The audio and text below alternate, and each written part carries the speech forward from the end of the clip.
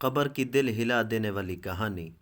امیر المؤمنین حضرت سیدنا عمر بن عبدالعزیز رضی اللہ تعالی عنہ ایک جنازہ کے ساتھ قبرستان تشریف لے گئے۔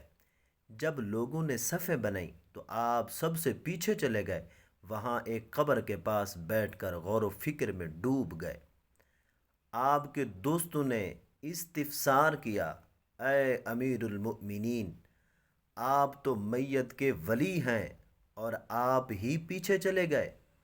کسی نے عرض کی، یا امیر المؤمنین، آپ رضی اللہ تعالی عنہ یہاں تنہا کیسے تشریف فرما ہیں؟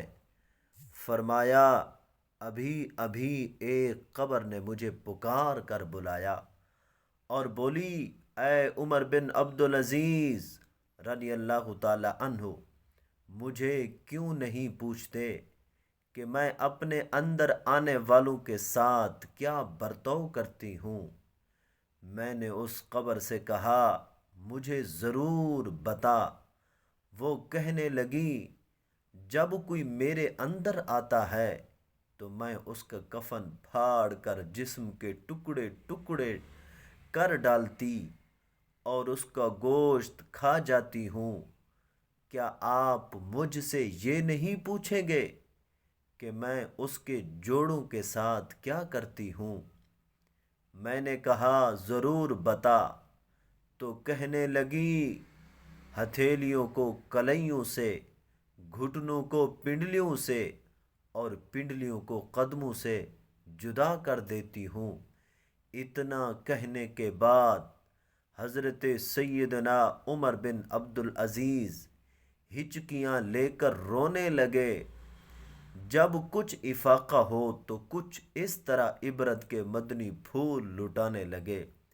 اے اسلامی بھائیو، اس دنیا میں ہمیں بہت تھوڑا عرصہ رہنا ہے۔ جو اس دنیا میں سخت گناہگار ہونے کے باوجود صاحب اقتدار ہے، وہ آخرت میں انتہائی ذلیل و خوار ہے۔ جو اس جہاں میں مالدار ہے، وہ آخرت میں فقیر ہوگا۔ اس کا جوان بوڑھا ہو جائے گا اور جو زندہ ہے وہ مر جائے گا۔ دنیا کا تمہاری طرف آنا تمہیں دھوکہ میں نہ ڈال دے، کیونکہ تم جانتے ہو کہ یہ بہت جلد رخصت ہو جاتی ہے۔ کہاں گئے تلاوت قرآن کرنے والے؟ کہاں گئے بیت اللہ کا حج کرنے والے؟ کہاں گئے ماہ رمضان کے روزے رکھنے والے؟ خاک نے ان کے جسموں کا کیا حال کر دیا، قبر کے کیڑوں نے ان کے گوشت کا کیا انجام کر دیا۔ ان کی ہڈیوں اور جوڑوں کے ساتھ کیا ہوا؟ اللہ عز و جل کی قسم، دنیا میں یہ آرام دہ نرم نرم بستر پر ہوتے تھے، لیکن اب وہ اپنے گھر والوں اور وطن کو چھوڑ کر راحت کے بعد تنگی میں ہیں۔ ان کی بیواؤں نے دوسرے نکاح کر کے دوبارہ گھر بسا لیے۔ ان کی اولاد گلیوں میں در بدر ہے۔ ان کے رشتہ داروں نے ان کے مکانات و میراث آپس میں بانٹ لی۔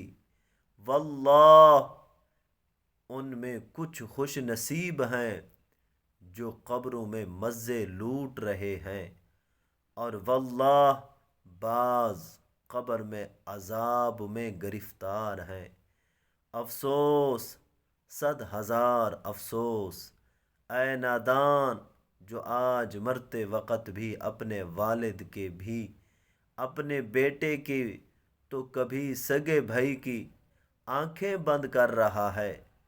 ان میں سے کسی کو نہلا رہا ہے، کسی کو کفن پہنا رہا ہے، کسی کے جنازے کو کندھے پر اٹھا رہا ہے، کسی کے جنازے کے ساتھ جا رہا ہے، کسی کو قبر کے گڑھے میں اتار کر دفنا رہا ہے۔ یاد رکھ، کل یہ بھی کچھ تیرے ساتھ بھی ہونے والا ہے۔ کاش مجھے علم ہوتا کون سا گال قبر میں پہلے خراب ہوگا۔ پھر حضرت سیدنا عمر بن عبدالعزیز رضی اللہ تعالی عنہ رونے لگے اور روتے روتے بے ہوش ہو گئے، اور ایک ہفتہ کے بعد اس دنیا سے تشریف لے گئے۔ میٹھے میٹھے اسلامی بھائیوں، اللہ عز و جل کی قسم، تمہاری بوئی ہوئی فصل کی کٹائی کا وقت قریب آ گیا ہے۔ تم کب تک اس غفلت کا شکار رہو گے؟ قیامت کی ہولناکیاں تمہارے سامنے ہیں کہ جس دن باپ اپنی اولاد سے بھاگے گا، تمہیں اس وقت انتہائی افسوس ہوگا جب تمہارے اعمال کا حساب ہوگا۔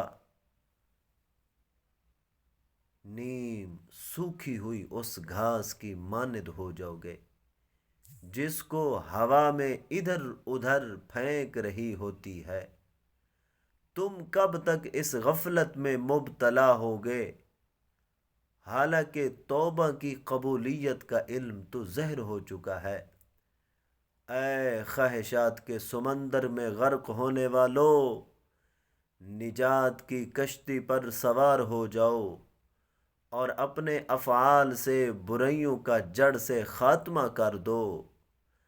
اپنے نفس کو ندامت کے ساحل پر ڈال دو، پھر تم اللہ عز و جل کو بہت زیادہ کرم فرمانے والا پاؤ گے۔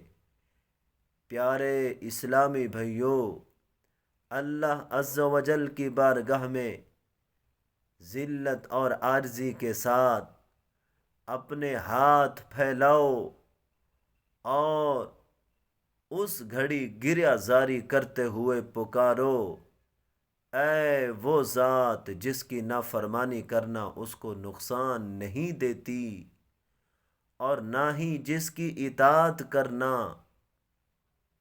اس کو کوئی فائدہ دیتی ہے۔ ایسا ارحم الراحمین، ہم تجھ سے سوال کرتے ہیں کہ تو ہماری خرابیوں کے بدلے درستی عطا فرما اور خسارے کے عوض نفع عطا فرما۔ اے وہ ذات جس کے نور کی مثال ایسی ہے جیسے ایک طاق جس میں چراغ ہے، اپنی رحمت سے ہمارے معاملے میں درگزر فرما۔